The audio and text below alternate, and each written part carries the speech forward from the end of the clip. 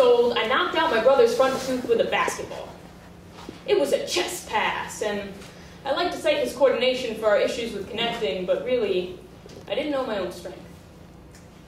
And when I was 4 years old, I knocked out my brother's other front tooth with a Pokeball.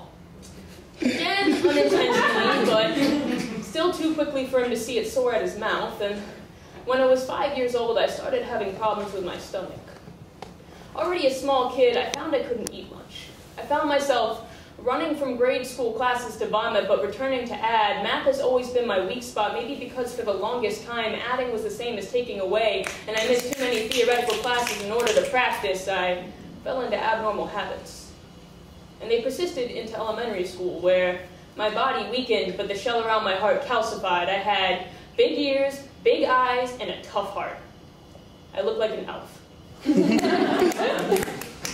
My classmates didn't believe that I was throwing up daily, so naturally they punished me, and I learned from that experience that it takes a whole lot more than the truth to convince someone that you aren't lying. And when I was in 3rd grade, I punched a girl in the face. And I warned her first.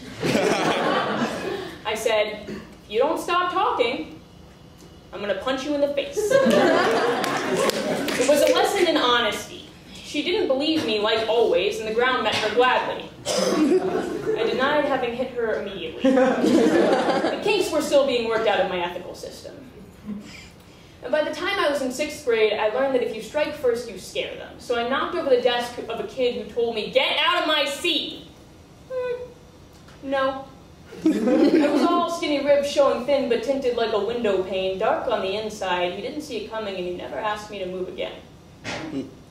But the problem with striking first is that some people strike back. I didn't know how to pick battles.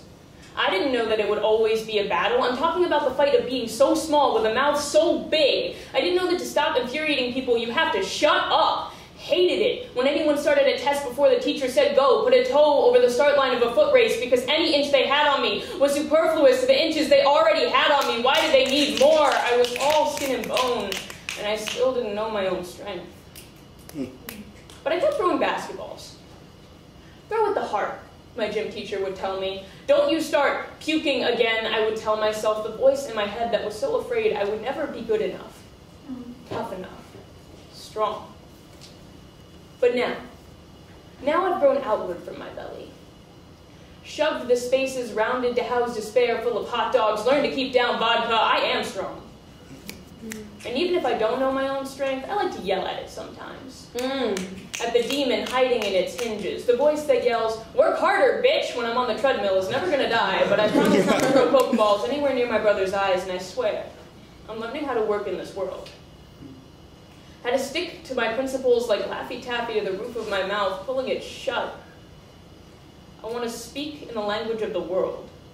Quiet, expressive, reserved, ready with a clenched fist. Just kidding. I've learned to use my words.